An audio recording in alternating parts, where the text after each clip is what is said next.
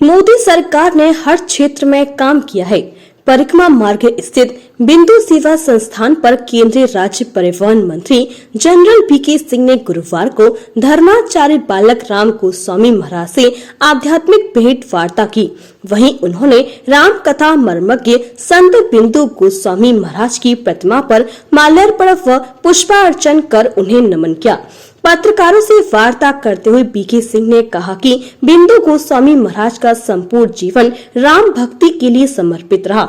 उन्होंने भारत ही नहीं बल्कि विदेशों में भी भारत की धर्म संस्कृति एवं परंपराओं को बढ़ाने का अद्वितीय कार्य किया था। उन्होंने राजनीतिक सवालों का जवाब देते हुए कहा कि भारत का राजनीतिक परिदृश्य 2014 के बाद पूरी तरह से बदल गया है। आज भारत की राजनीति विकास के पथ पर बढ़ रही है। उन्होंने इंडिया गठबंधन के नेताओं द्वारा 2024 के लोकसभा चुनावों को लेकर किए जा रहे दावों को खोखला बताते हुए कहा कि जिन लोगों के विचार, मत, सोच आपस में नहीं मिलते हो, ऐसे लोग आज राजनीतिक सत्ता हासिल करने के लिए सभी विपक्षी दल एकजुट होने का दिखावा कर रहे हैं। जनता इनको अच्छी तरह से जानती है और 2024 में भी एक बार फिर से जनता प्रधानमंत्री नरेंद्र मोदी के नेतृत्व वाली भाजपा सरकार के लिए वोट करने जा रही है। उन्होंने राजस्थान व मध्य प्रदेश में होने वाले विधानसभा चुनाव पर कहा कि दोनों ही राज्यों में भाजपा मजबूत स्थिति में है। वहीं मथुरा वृंदावन में सड़कों की स्थिति पर उन्होंने कहा कि पिछले 9 वर्ष में मथुरा जिले में सड़कों की स्थिति में व्यापक सुधार देखने को मिला है, लेकिन अभी भी काफी कुछ करने की जरूरत है। इसके लिए केंद्र व राज्य सरकार के बीच सामंजस्य बिठाकर संयुक्त रूप से सड़क मार्ग को और अधिक विकसित करने के साथ बेहतर बनाने का प्रयास किया जाएगा। उन्होंने कहा कि शहरों के अंदर सड़क मार्ग को लेकर सबसे अधिक दिक्कत से आती है, क्योंकि मार्ग छोटे होने के कारण उन्हें अधिक विकसित करने व चौड़ीकरण करने पर लोगों के घर, मकान आदि का नुकसान होता है। इसीलिए केंद्र इससे बचता है और राज्य सरकार को जिम्मेदारी देता है। वहीं यमुना एक्सप्रेसवे पर किसानों द्वारा मार्ग बांचना के समीप कट की मांग को लेकर उन्होंने कहा कि राजमार्ग पर गाड़ियां बहुत तेजी से दौड़ती हैं। ऐसे में किसानों के ट्रैक्टर या अन्य वाहनों को निकालने के लिए कट देना इतना आसान नहीं होता है। इसके लिए कई मानकों पर अनुमति लेनी होती है। उसके उपरांत ही राजमार्ग पर कट दिया जाना संभव होता है। यदि किसानों द्वारा अपने लिए सड़क मार्ग की जरूरत है तो वह भूमि अधिग्रहण कराने के लिए तैयार हो तो वह अलग से सर्विस रोड देने का प्रयास कर सकते हैं। इससे पूर्व वृंदावन आगमन पर बिंदु सेवा संस्थान के सचिव पूर्णेंदु गोस्वामी ने जनरल पीके सिंह का स्मृति चिन्ह देकर अभिनंदन किया। इस अवसर पर भाजपा मंडल अध्यक्ष विनीत शर्मा के नेतृत्व में भाजपा कार्यकर्ताओं ने भी उनका जोरदार स्वागत किया। सर, आज वृंदावन में आपका आगमन हुआ है, बिंदु सेवा संस्थान में कार्यक्रम में आए हैं, क्या हमारा प्रोग्राम पहले था यहाँ पर जी, और किसी कारणवश हम उस समय नहीं आ पाए, तो अभी उसी कार्यक्रम को क्योंकि हमने मिस कर दिया था, दोबारा आए ताकि ये संस्थान ऐसा है जिसकी बहुत मान्यता है जी। और बिंदु जी महाराज का एक बहुत बड़ा नाम है जी। जिस तरह से सरकार द्वारा पूरे देश में सड़कों का जाल बिछाया जा रहा है, इस तरह मथुरा वृंदावन एक धार्मिक नगरी है और इसके लिए कनेक्टिविटी की अभी भी बहुत आवश्यकता है। देखिए, कनेक्टिविटी काफ़ी कुछ हुई है, काफ़ी चीज़ें ऐसी हैं जो कि प्रदेश की तरफ से होती हैं जी, और हम कोशिश कर रहे हैं कि प्रदेश की तरफ से भी इसके बारे में आए। और दूसरा, वृंदावन के लिए और मथुरा के लिए एक सम्यक योजना की आवश्यकता है जी कि कहाँ से होगा, कैसे होगा।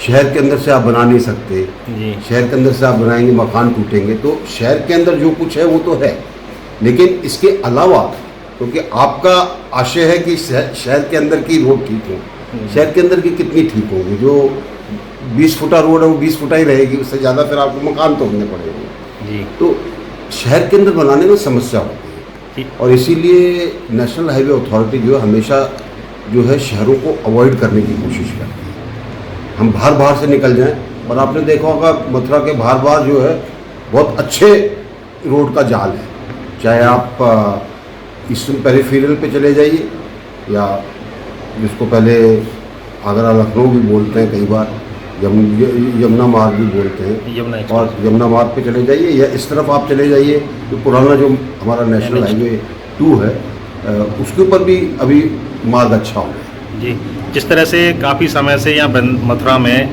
यमुना एक्सप्रेस वे पर मार्ट में और बलदेव में कट को लेकर मांगें उठ रही हैं, किसान काफ़ी समय से आंदोलन भी कर रहे हैं।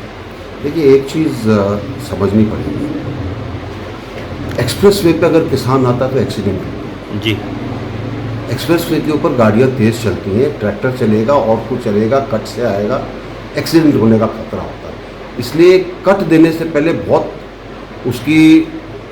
उसका विश्लेषण करना पड़ता है, उसका सेफ्टी ऑडिट कराना पड़ता है, थर्ड पार्टी ऑडिट कराना पड़ता है, तब जाकर चीज़ें होती हैं। किसान को अगर मार्ग चाहिए तो उसके लिए कोई भी मार्ग अगर सर्विस रोड के स्वरूप में हो वो ज़्यादा ठीक होता है। तो उसके लिए अगर किसान चाहते हैं कि भाई हमको सर्विस रोड बनानी है, ज़मीन दे दें, बन जाएगी। कि जिस तरह से मध्य प्रदेश में, राजस्थान में अभी विधानसभा चुनाव होने और लोकसभा के चुनाव भी हो रहे हैं 2024 में, तो भाजपा की क्या स्थिति देख रहे हैं, किस तरह से तैयारियां? आपको क्या लगता है? भाजपा की स्थिति मजबूत है। भारतीय जनता पार्टी ने कार्य किया है और 2014 के बाद मोदी जी ने राजनीति की परिभाषा के अंदर परिवर्तन किया। जी परिवर्तन ये है कि हम जनता के लिए कार्य करें और वो कार्य ज़मीन पर दिखना चाहिए। और अगर आप पिछले 9.5 वर्ष का अगर आप जायज़ा लेंगे तो आपको दिखाई देगा कि इतना काम हुआ है जितना इससे पहले नहीं हुआ था और जनता के लिए हुआ।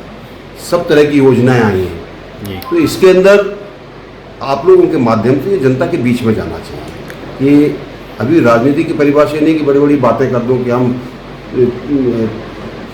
चांदी की रोड बना देंगे और सोने की छत बना देंगे, उसके बाद होगा कुछ नहीं, जो कि पिछले 70 साल में ऐसे ही हुआ है। जी आप ये बता दीजिए मथुरा के आसपास कितना विकास हुआ पिछले 70 साल और पिछले 9.5 साल के अंदर कितना विकास हुआ, उसी से पता चल जाता है। जी, जिस तरह से INDI गठबंधन अपनी राजनीति को आगे बढ़ा रहा है और सनातन के खिलाफ कभी कुछ किस तरह अलग अलग तरह के बयानबाजी कर रही है। पुरानी कहावत है, खिसियानी बिल्ली खंबा नोचे।